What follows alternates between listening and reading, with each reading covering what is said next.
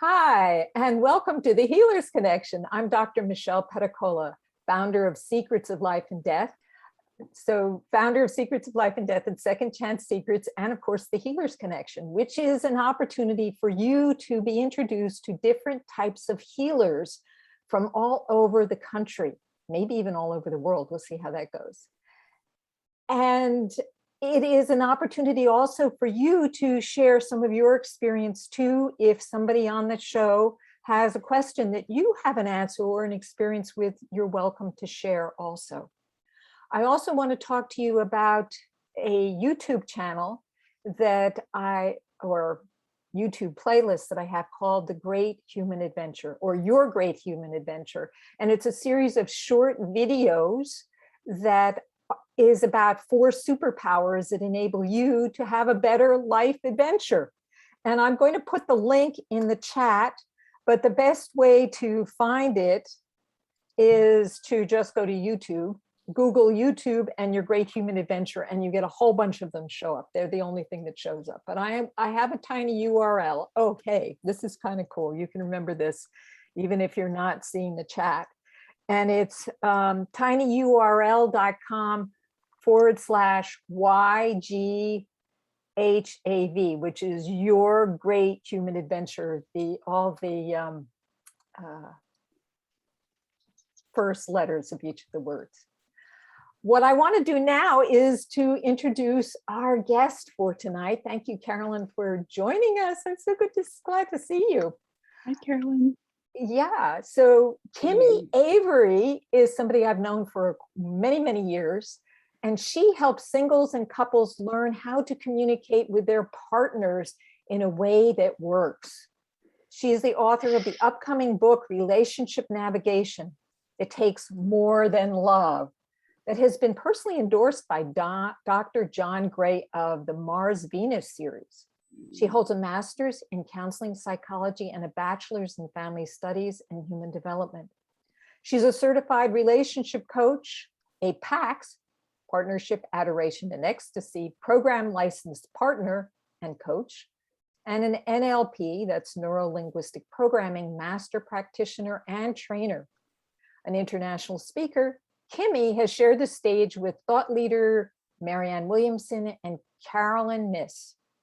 She has trained on gender relations for multinational corporations, Shell Oil and Chevron. She is also the VP of Membership and current past president of Heart to Heart Toastmasters Club in Oakland, California. Without further ado, I am going to invite Kimi to the stage. Let's see. Place pin, and actually we're going to do gallery view. No, we aren't going to do gallery view. We're doing speaker view. Oh, we have another person here.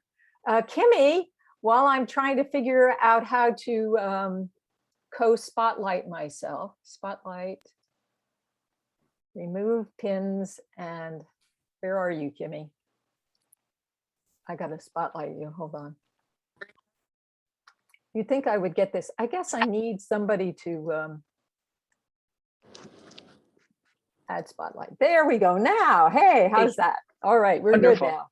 All right, so Kimi, please tell our group a little bit about what you do and who you work with and how you got into this relationship navigation specialty.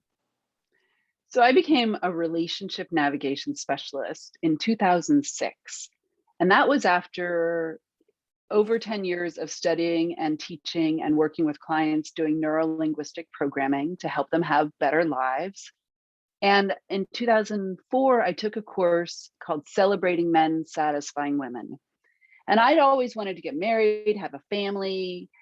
I'm all about love, and I couldn't seem to make it work. So here I am at 36 years old, and I take this course, and it changes everything for me. I was able to meet and marry my husband. I was able to heal my relationship with my father. And so all of my coaching clients, life coaching clients, I could see these patterns that were making their relationships fall apart and their lives fall apart. You know, how many of you have lost a day, a week, a year, years of your life to a relationship upset. And all of a sudden I could see these patterns. So I drew a heart on a flipboard and it said, your dating success. So that was the beginning of it in 2006. And so I've been doing that for, I think, almost a little over 14 years now. And it is amazing because I help singles choose a good partner, heal the past so that they can become the magnet for what they desire, and so they can live their lives in love.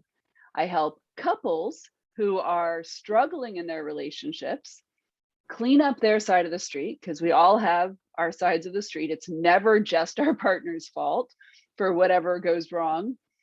And then use and focus on healing the entity of the relationship. And that may mean we save a relationship and a marriage, and it may mean that they were not a good match to begin with. So I typically work with singles and couples who are committed and desire to have an amazing relationship. Okay, so why are relationships so complicated? Why do we have a difficult time with each other? Why is there this communication problem? Why do men think that they know everything and that you know nothing? Go on. Well, you know, men and women are so different that we'd be better off if we actually spoke different languages, because then we wouldn't think we were communicating. If you've ever traveled or you've ever met anybody who speaks a different language, you speak what I call traveler. You speak slowly, you enunciate, you use words that matter to the other person that would make sense. You don't use words that only matter to you. It's the same thing in relationships. When we are miscommunicating, and how this happens is that women typically look at men as hairier, misbehaving versions of ourselves, who are either doing things we don't like and we're upset, or not doing the things we would do and we're upset. So we often have this chronic pattern of being upset with them. We want them in our lives. And this, by the way, holds true for same-sex relationships. The masculine is this provider, protector, producer, and the feminine is a supporter, adapter, enhancer. But these two people. Wait a minute now. That's a lot of information at once. Okay. Explain that a little bit more. What is this protector, provider, adapter, or what is that? And where does that come from? Well, okay. I mean, come on. So it's hardwired into the masculine. So I want to go back to this other thing, because this just before.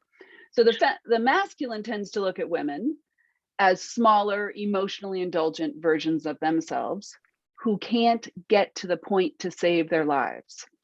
Okay, so we've got these two people, two entities, the masculine looking at women as a version of themselves, and they have a certain way of doing things, and the feminine looking at the masculine as a version of themselves. So let me go into the masculine, feminine a little deeper. Thank you. So the masculine, provider, protector, producer mode, that is typically men, but it can be women in the workplace. It can be women, single mothers. Motherhood is seen as supposed to be feminine and nurturing. Once a baby comes out, you are providing and protecting for that baby. So you go into masculine mode. And it's kind of hardwired into the masculine to protect the people that they claim are theirs. And when I say claim, it's like there's a switch in their heart that they're committed to protecting, and they would die for those people. And once you like a switch, you can't make it turn on, ladies, by the way. You can't force somebody to commit to you. And if you do, you'll regret it, I promise. So if you imagine a circle here, this is the commitment circle, and there's a switch. Once that switch turns on, it's on for life. When I work with divorced men or men who are divorcing, their biggest question is, how can I turn off that switch? And I'm like, I'm sorry, it's like hardwired into you. Like even to this day, if my husband's ex-wife calls him and she really needs something, not the puppy she wanted him to help her buy, but really needs something, he will help her because she is the mother of his children. Okay, she's still in his commitment circle. So this sounds pretty good. I mean, I like this. It's a This sounds beautiful wonderful. thing. So how is this a problem? Well, it's a problem because the feminine over here doesn't really understand that motivation. So when I was 16 and I was driving around like a maniac and crashing cars all right and left, I think I had a death wish. But my father all of a sudden tightened down on trying to protect me because he couldn't protect me in the car. So I had stronger curfews and I was grounded and all these things. What I thought was my father was an asshole. And then I learned that he's actually just trying to protect me. And when I moved, my father and I fought from about age 13 to 36 when I started studying about men. He had welcomed me into his 2-bedroom house to live there during graduate school. Within the first 3 hours, we were fighting, and I thought, this is the worst decision I've ever made in my life. And then I started understanding that he was driven to provide and protect for me. He welcomed me into his house so I could see all the ways that he had protected me my whole life. Even though I, as an independent woman, was going, screw you, I'm fine. Don't, who died and made you boss of me? Well, I've learned to allow my father to contribute to me. I've learned to allow my husband to contribute to me. And I'm pretty darn sure that I would not be married if I hadn't learned that. So it sounds like what we as women need to reframe or reinterpret what's going on. So I remember for me, one of the things that used to trigger me is I would go off to an event. I'm a coach, so I'd go off to a coaching event and I would come back and my husband would grill me. And I would feel totally unsupported and feel like he was trying to find the weakness and undermine what my experience was. But the reality was he was just trying to be protector provider. He was just trying to make sure that nobody was like sucking me into some great expenditure of money. He was just trying to see I was okay. Well, and in that case too, there's also a money manager because they see themselves as the provider. Even if they're not necessarily contributing as much financially, they see themselves as providing for you. So they're constantly calculating the number of the cost of things that would impact the financial future for you as a couple. And of course, not every man shows up like that, but part of the reason they don't is because they've either been forced into a commitment, a baby gets born, they say, oh, you have to get married. They're committed to that child, but not necessarily that woman. Right? So what you want to do is look for the men who actually want to contribute to you and find ways to be voluntarily vulnerable and allow them to contribute to you. They love being around strong, powerful women who are voluntarily vulnerable, who don't have to be like, you don't need me, I don't need you, we're fine, which is my take my whole life until I started studying this. And when I learned to allow men to contribute to me, I feel like a queen. I feel supported instead of just like their buddy, which is where I was stuck for many, many years. And all the guys I dated, they were wonderful people, but we got a question. And by the way, okay. I'm encouraging everybody, as Kimi says things, if you're not quite clear or you want more clarity, please post. I am keeping an eye on the chat. Harriet says, what do you mean by voluntarily vulnerable? Give us an example. Okay, so as strong, powerful women, that's a great question, Harriet. Thank you for asking.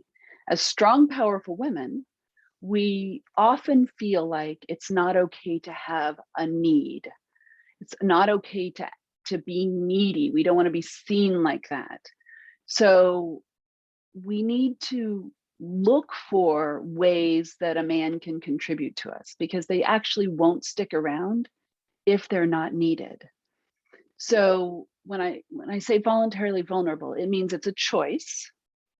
And it means I can say to my husband, I really need help organizing something, or I really need help making sure the kitchen stays clean? Would you be willing to help me?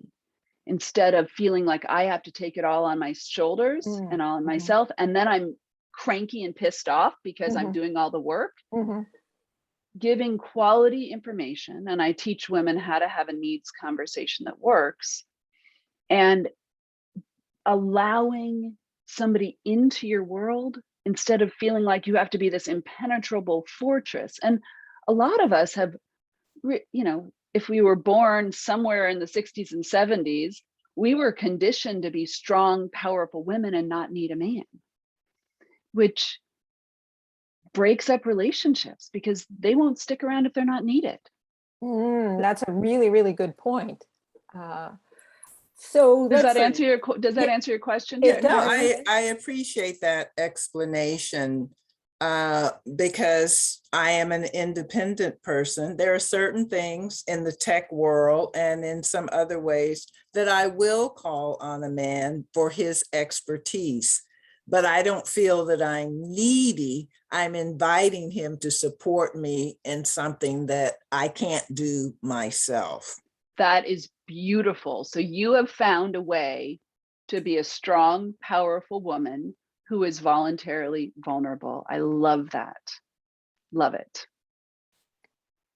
So anybody else have any questions? Because I'm going to go on with my questions. Well, and I wanted to go on a little bit more into sure. the feminine. Okay, yes, that's a good idea, because we also should look at ourselves in this picture.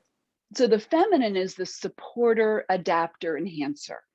We are constantly looking for ways to upgrade, like make things better. So I had a client session earlier today, and here's the problem that happened. He's been wanting to do, they've got an art studio, and he's been wanting to do community events. And it's been put off. He finally says to her a couple of days ago, we're going to do it this Thursday.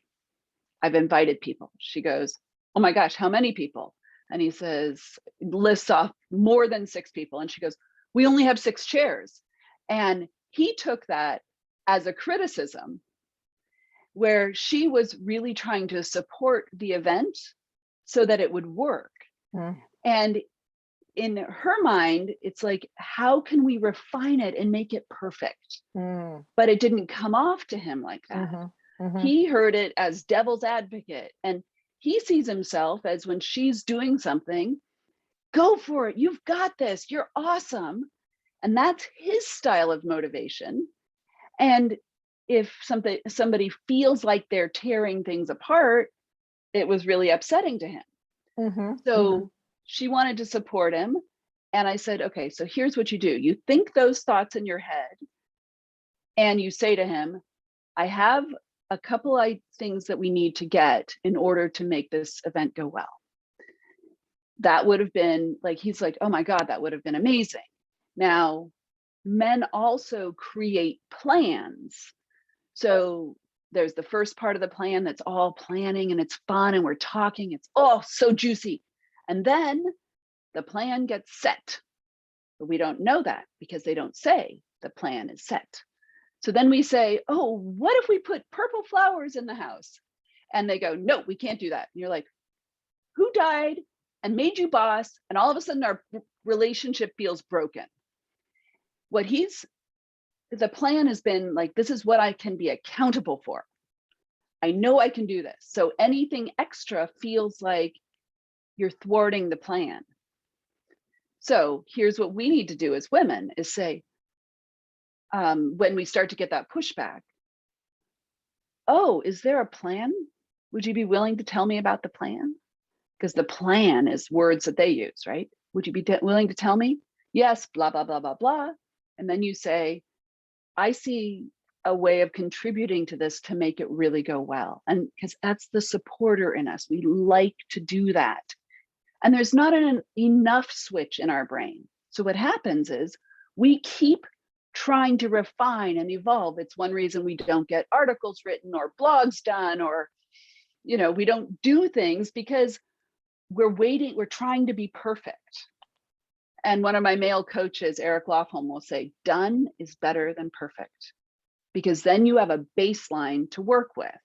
So I have male coaches and female coaches because they both offer different perspectives that help me to navigate things better. But this is a really, really good point, because I've certainly run into that in my relationship where my husband lays out this idea. But what he doesn't tell me is that it's already a plan and it is not really negotiable. And I'm like, well, what if we only go for 5 trees instead of 6 trees? And he's like, no, it's going to be 6 trees. And I'm like, well, look at this. And no, the plan is laid. And to realize that, and if I were to want to change it, I might really have to take that into consideration, that he's already got the plan.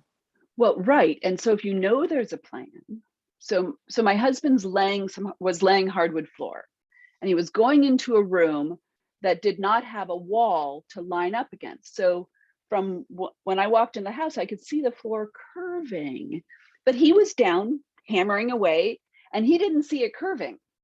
And I said, honey, the floor's curving. That was a knee-jerk reaction. I said it too fast. And he gets all grumpy with me. And I said, okay. I pulled back and I calmed down and I said, I need to know how I can give you some information that's really important to this project. And he said, okay, what is it? I said, well, the floor's curving and you got to try and straighten it out because it doesn't look good. And he looks at it and he sees it because he's now standing up. He can see what's happening. He had to take 8 feet of floor out that was 2 feet wide that he'd already laid because it would have been a complete disaster. So we do need to be able to have, the word that's coming to mind is the cojones, to speak up when something is going on. And you can say, I'm really sorry to interrupt. I have to talk to you about the plan. There's something that I'm seeing that's a big problem. Because one of the things that the feminine has is this diffuse awareness. We see all kinds of things going on that the masculine single focus might not get. That's one of the reasons. Well, let me just say this. Okay. One of the reasons why corporations that have men and women on the boards are way more successful than ones that only have one gender. So did you explain why women have diffuse awareness and men have single focus? Sure. So think about the hunter going on a hunt. The hunter thinks about the plan, so they're planning it, and then they collect their energy, and then they single focus go on that hunt. This can be like my husband deciding to become a scuba dive instructor. It took 4 years, and all he did was focus on that hunt. If I didn't know that this was taking place, I would have been like, what the hell is wrong with you? Because, focus on your marriage, right? But that single focus is what gets him to the deer, makes it so he can bring home dinner. Single focus is a beautiful thing. And it comes from being a hunter. You don't pick flowers on the way to getting the deer or the deer's gone. The diffuse awareness comes from like our ancestral gathering in the meadow, right? We're constantly scanning for mushrooms and berries and usable things and beautiful things. We're constantly scanning our environment. And we have ways to do things. Like I'm an avid chanterelle mushroom gatherer. They're the only ones I gather because they're so distinctive, and I know exactly how to find them. Walk under a hill, look up, I can see their golden tips, and then I can see them pushing up under the leaves, and that's how I know where they are. I have a process for finding them, right? And my diffuse awareness is something that makes it possible. When I took my mother's boyfriend out to gather mushrooms, I had to teach him how to find them. But I've got that scan vision. Have you ever had some stranger say to you, have you seen my keys? A man, they say, have you seen my keys? And you're like, why would I know where your keys are? And then they describe them to you and you know where they are. Because we have scan vision. We're nonstop data collecting machines. Ladies, can you relate to that? I can totally relate to that. That's really great the way that you explained it. Anybody else have any questions? Because I'm going to go on to my next question. Or do you have anything else you wanted to finish on this before I moved on? Well, I think the key is that I see it like a yin yang symbol. The supporters love to have somebody to support, and the providers love to have somebody to provide for. It's a beautiful thing. And like I said, it can be in gay relationships, same sex. It can be in heterosexual relationships. It can be boss and employee. It can be coworkers. This dynamic shows up everywhere. And when we understand what's going on, like why, for instance, oh my God, this is so important. Women typically, you give me a phone call, I pick up, we have a conversation. It's easy for us to do. But when a man is single focused on something, he might not answer the phone if he knows you're going to talk a lot, and then you'll be pissed off because he didn't answer the phone. But that single focus is something to respect. So saying, hey, I'm sorry to interrupt. I need to talk to you about something important to me. When would be a good time? Is so critical. Because if you don't do that, what happens is we feel like he didn't care about us, he didn't listen to us, he doesn't respect us. And then this is one of the reasons why women in the tech industry typically leave after about 4 years. They're like, I've got to go find another place that will make me happy, that will work. But if we know that a man's single focus, then we don't take it personally. And we just say, hey, I'm sorry to interrupt, or I've got something regarding this plan or this project. I need to talk to you. When would be a good time? I need 5 minutes, I need 10, whatever it is. You're going to feel respected and honored instead of shut down and like you don't belong. So I guess what you're saying is remembering that the masculine is single focused. And so when you're in a relationship, certainly if you're trying to communicate, you have to realize that you may not have their attention.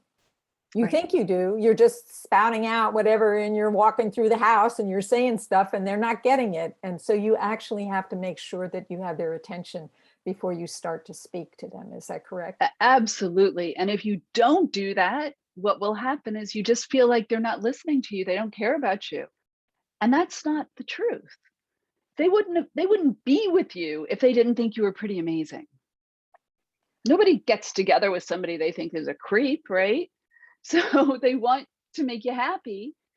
And I remember the first time my husband was watching a football game around me, and I tried to say something. He got really grumpy, and I was like, I was so upset. And then I said, okay, right.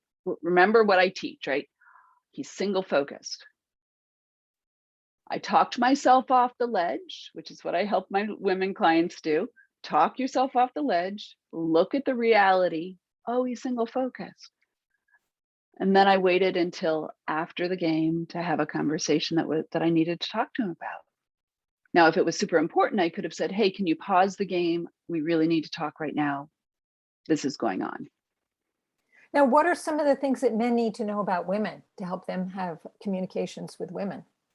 Well, that when a woman is multitasking, because we're often multitasking at home, that she's not being disrespectful, that if you really need her focused attention, say, sweetheart, can you sit down with me for a few minutes? I really need you to stay present and focus on this. I know you've got other things you need to do, and this would really help me. That's one thing. Understanding that a woman is guided by this special organ right here. It's called our feelings. And have you ever had a man tell you you're being too emotional? Yeah, it doesn't feel good because our feelings are everything to us. So guys need to understand that feelings are important to a woman. And understanding that means you can hold your space if she's upset. And if you need to pause because she's really upset, you can say, hey, let's figure out what you need underneath that.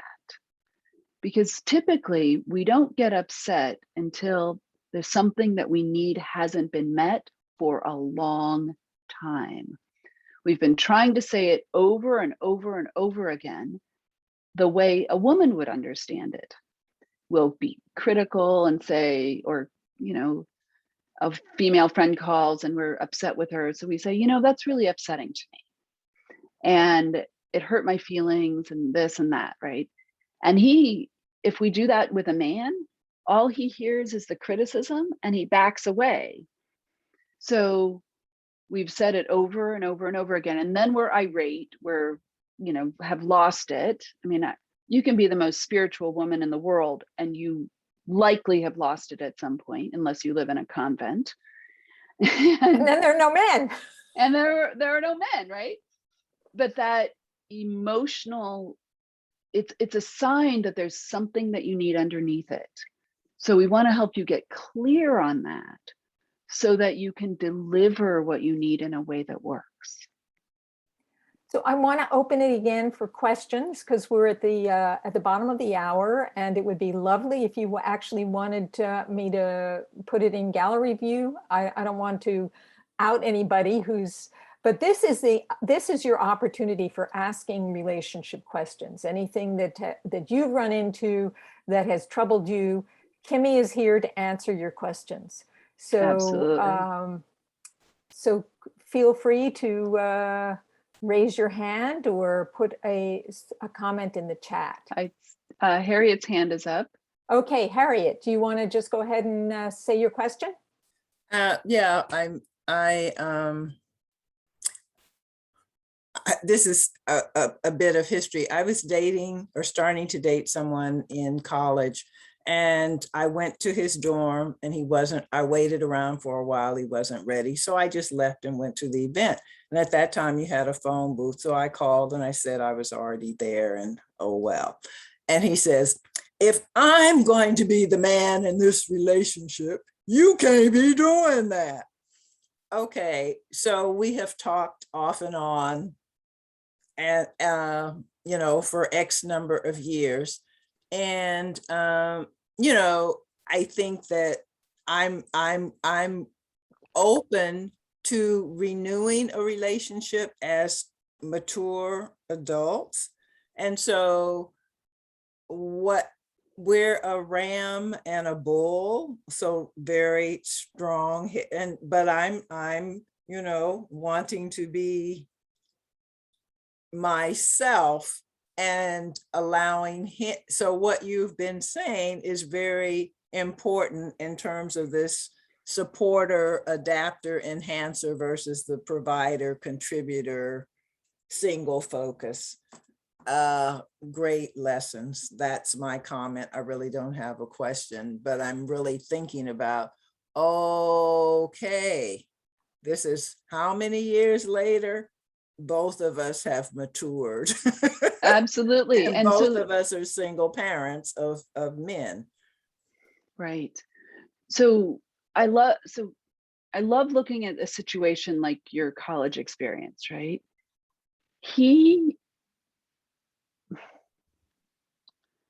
Men want to be able to contribute to you, and they want to protect you. And you want to be around a man who wants to protect you.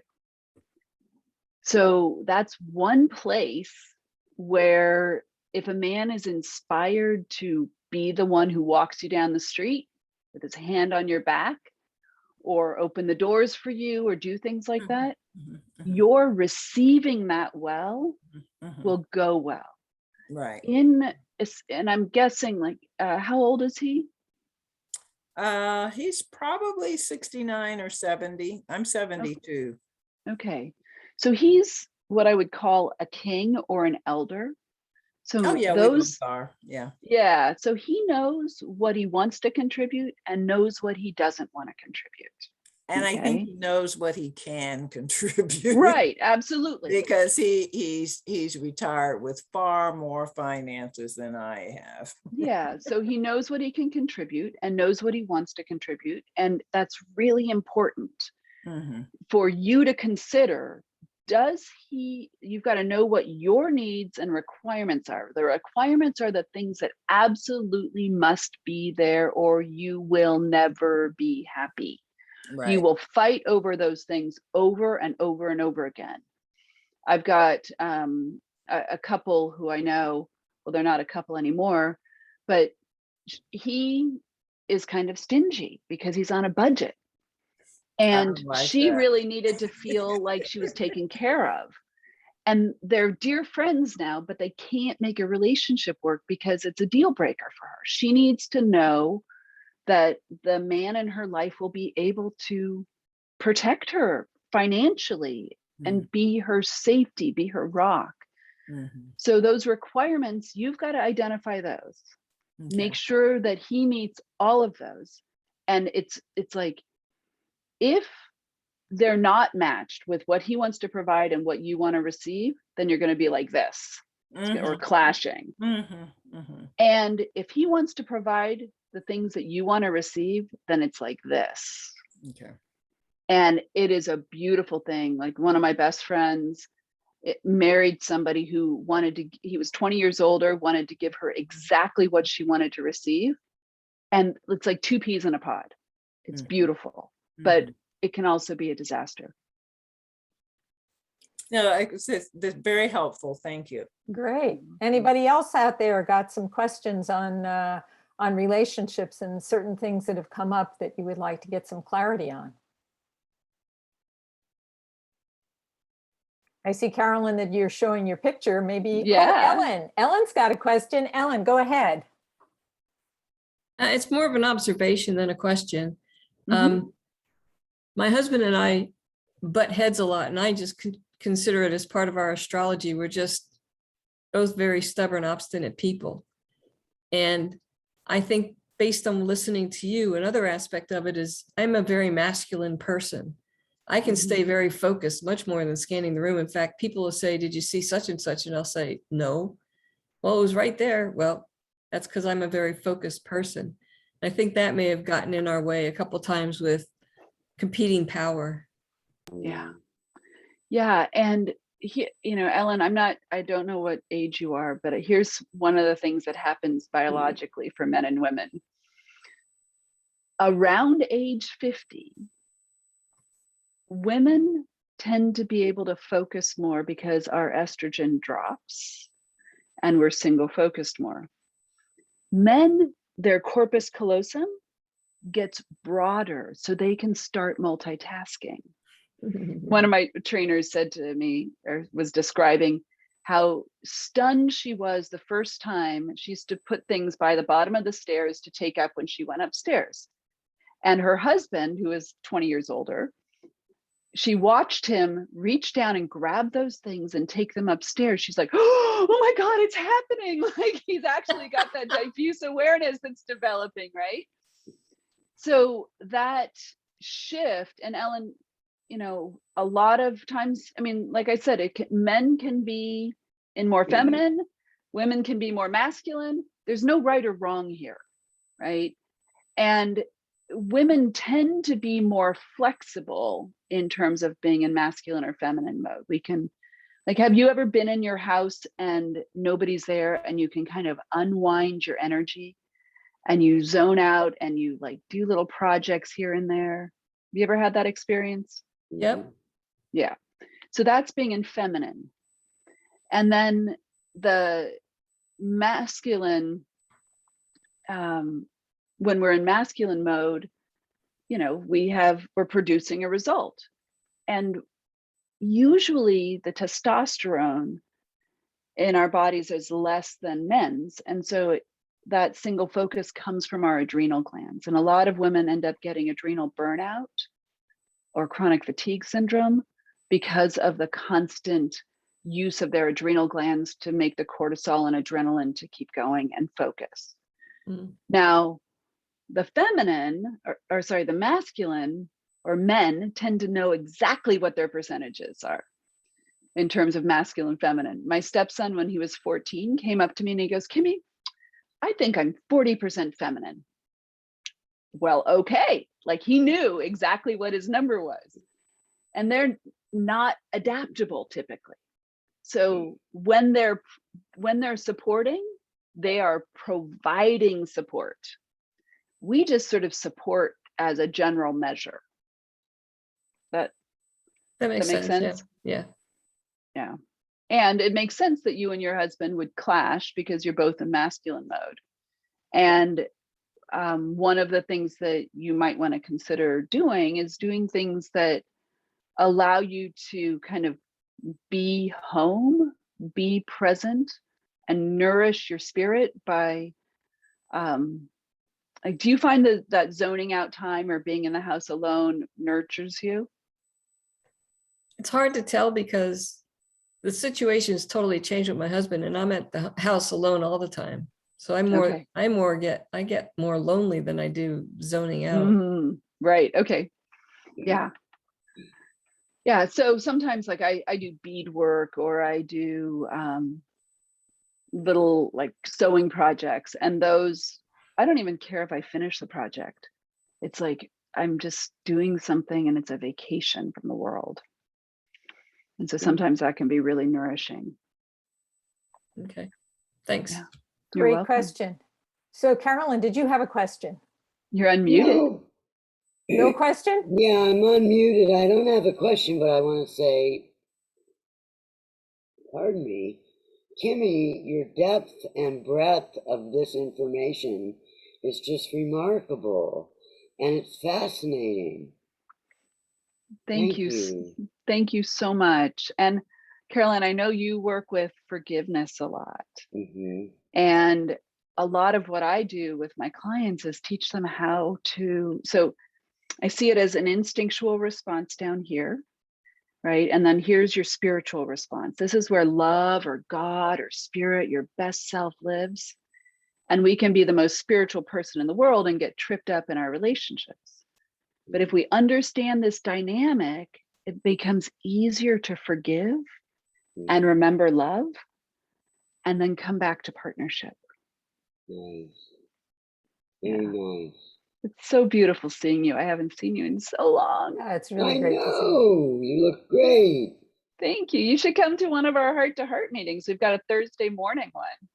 Oh, really? This Yeah. Thursday. Yeah, Where, 10 o'clock. this Thursday's booked. Okay. Yeah, so it's the third Thursday of the month now, as well as the Okay. Saturday one. And where is it? It's all on Zoom. I'll connect with you afterward. Oh, yeah, do. Yeah, it'd be lovely to Okay. see you more. Yeah, it Yeah, would be it would lovely be to see. nice to see all you guys too. Michelle, it's great to see you too. It's great to see you. Yeah. So I wanted to open it And up. Ellen's hand is up again. Yes, Ellen?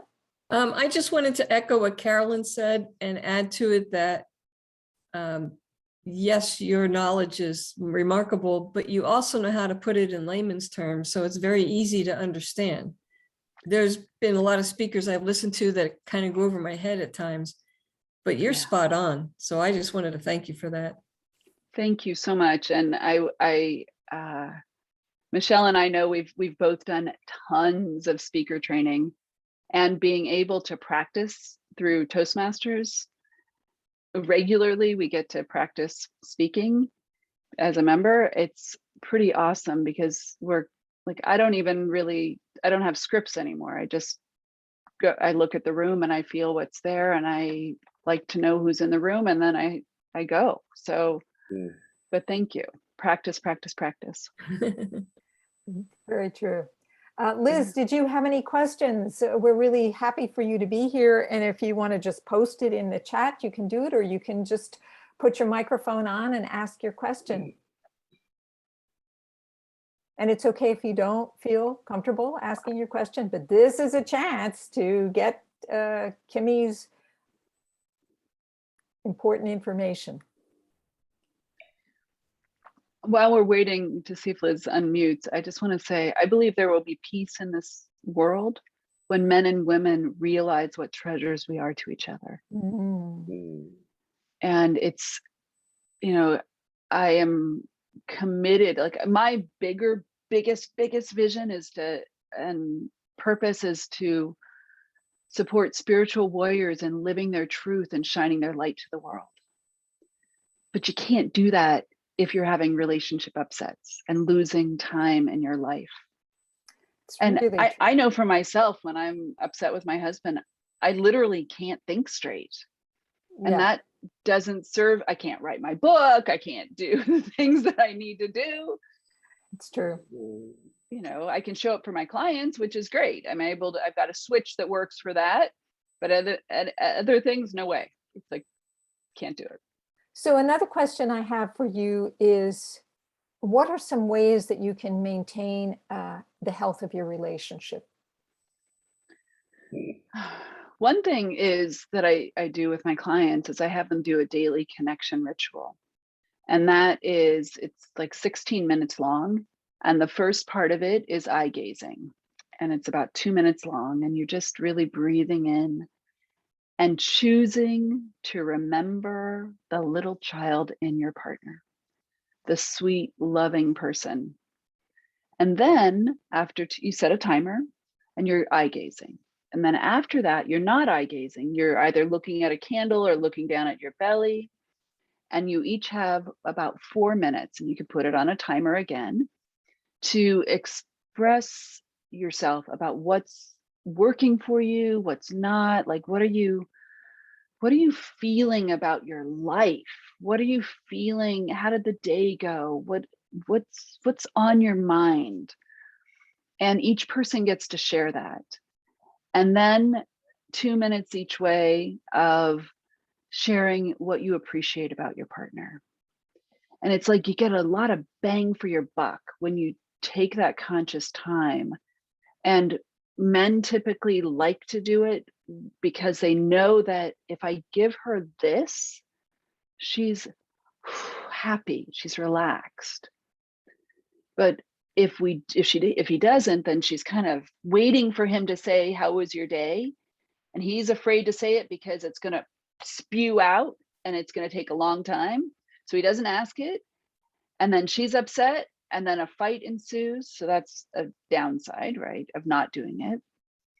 And when a woman has kind of a platform to share what she's experiencing, she feels nourished and heard and valued. So it's, again, like, it's a great gift for a man to give a woman, and it's a great experience for a woman to hear what's in the heart of her man and to really hear his heart. And it's got to be safe. Often they don't tell us things because they think we're going to get mad. So It's an opportunity to clear the air, huh? Yeah. And if a guy has and it's not a dialogue back and forth, then you can go into a dialogue after the daily connection ritual. But this particular exercise is, you get uninterrupted time to talk, each person. And that allows a man to share what's going on for him, because we're often saying, oh, they don't communicate, they don't share what's happening. They don't share because they're pretty convinced we're going to throw a fit about something if we don't like what they have to say. So we have to be really safe for them to talk to. That's really, really important. Thank you. That was a great exercise. Is there anything, we're coming to the top of the hour. We've got about 11 minutes left. Is there anything else that you want to share? Any really important information that you want to convey to our audience right now? Yeah, I'd like to just reiterate the thing that I said about needs. There's nothing in a woman's nature to get us to know what we need until we're upset without it. Mm-hmm. So pausing and really listening to your heart to get that need that's underneath the upset. And if you're delivering an upset or something you're upset about or something that you need, and it starts with criticism or frustration, you've lost him like that. So when I teach women how to ask for something that they need or talk about something important to them, ask for a time to talk. And this is critical. Wait until talk time comes. And then you talk about, you express appreciation for what he's already contributing to you. And then you say, there's something that I need that I don't think you know about, or there's something I need we've talked about before. And then you bullet point, key bullet points, what this will provide for me, what it will help me do, what it will make me really happy. Those are actually key words: provide, help, and happy. Nothing is worth just doing, but so many things are worth making you happy. Men will say, all I want to do is make you happy. And then you ask the partnership question, which is there anything you need in order for that to happen? Or is there anything you need from me to make that happen? So when I asked my husband, I did this with my husband about opening the car door when we're on a date. He said, I asked that question and he said, let me know we're on a date. So when we walk out of the house together, he says, are we on a date? And I say, yes or no. We're either scampering off to Home Depot or yes, we're on a date. And he opens the car door. That's and great. I say, oh, I'm so happy. Thank you. That's great. And That's he great. wants to do it. And Ellen's hand went up Yes, as I I saw was that. talking. So I just wanted to comment that that you had talked about when we don't get a need satisfied, it builds up and builds up and builds up until we blow up. Well, that actually occurs with both my husband and I. And it's kind of interesting because on my side of the view, I didn't even know that he was whatever he's upset about because he never said anything. And I'm probably the same way from his point of view. And then all of a sudden you're both having blowups. And I mean, we get through it. We got through it. It's not like it was ever devastating, but I find it interesting that we both went through the same process. yeah. And often, given the drive to provide and protect, they will conceal things that are important to them because they don't want to hurt their partner. So I hate to open this can of worms, but I'm going to do it. So often when we're upset, we withhold sex and attention. Sex is critically important to men. It is like sex orgasm is critically important to both men and women because it's good biologically. I mean, it's like really important. And the more they care about you, the less they're going to pressure you to have sex. So it's like, think about it. When we're around other people, we hug our girlfriends, we hug people. It's like easy for us as women. Most of the time, men don't hug each other all the time.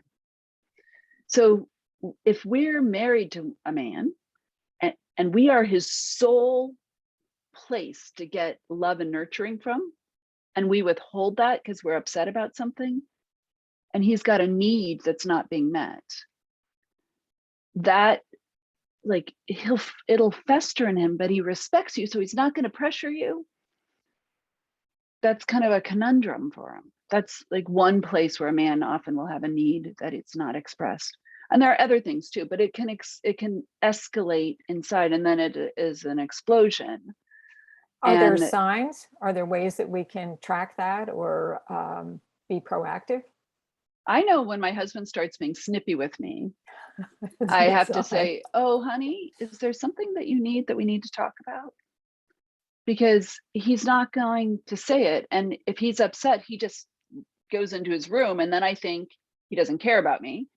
And I think, why are we even here? So I just say, hey, I'm getting that maybe there's something that you need that I don't know about. And men and women can both say that to each other, especially Ellen, in your case, where you both kind of have these needs that escalate. So just checking in. Let's just make sure that our needs are getting met. So I'm opening up for a few more questions, or at least one more question. We have about 5 minutes left. And also I want to invite you to come back. Well, let Kimi say the last thing, and then I want to invite you and let you know what's going to be happening at our next Healers Connection, which is on Friday, the 24th. And I'm actually going to have 2 guests on that call, and it's going to be pretty interesting. But Kimi, go ahead and maybe make, if you have people are interested in having further connection with you, to provide that information. Yeah, so I have different programs. I have a relationship navigation course. I've got something called the Relationship Clarity System to figure out if you're the right person for each other. And something called The Real Truth About Successful Communication Between Men and Women. So I've got these different programs, and the way to find out if they would be right for you is to speak with me about your relationship situation. And I will let you know if and how I can support you in creating the relationship that you truly desire. And sometimes I don't promise that I'm going to help people save their relationship, because sometimes people aren't meant to be together. And I've also seen couples who I was convinced would break up completely resolve things when they started understanding each other. So it's a 30-minute complimentary relationship breakthrough session where we just chat by Zoom, and I get to know, hear what's going on for you, and we'll look at how I can support you. Okay, that's Yeah. great. You might want to put that in the chat, and I Let will, me grab of course, let me grab the link. you can go ahead and do that, and I can go ahead and put that on the website as well. So I just wanted to let you, those of you who are here, to know that the next meeting is on the 24th. It's in the morning. It's 9 o'clock in the morning Pacific Daylight Saving Time. I think we're still Daylight Saving Time. And I'm going to have 2 healers. One is a sound healer who helps you to break through your blocks, things that are holding you back from being successful through sound. And the other one is orthobionomy, which is a very different kind of healing energy as well. And so I thought it was interesting to juxtapose 2 very different kinds of healing that both use energy to cause a translation or transmutation in whatever is holding you back. That sounds So I hope, wonderful. yeah, so I hope you come back. And if any final comments, because Kimi, did you put your, yes, you put your. I did. I put the link in there. Link in there, great. And well, actually, I think Harriet's going to be speaking on the Healers Connection in the next year, because I've kind of really booked myself up. And Carolyn, I don't know, but you might also want to consider coming on my show at some point. So I hope you consider that. In fact, I want to talk to you because I have something else that's coming up that might interest you. And Ellen and Liz, thank you for joining us today. Last chance, Liz, for you to get solutions to your relationship, or maybe you're thinking about it. She's unmuted. Hey, Liz, do you have a question?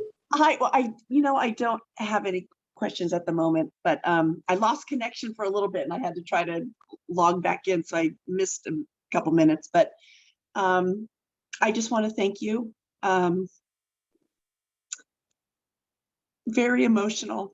You can see cutest darn picture of the 2 of us, but we're no longer together because of communication issues. So I know I need some work, a lot of work on my end. But it's frustrating when, for 5 years, I felt like I did all the talking or all the communicating and I got nothing in return. And it was just sad. So I just want to better myself. So.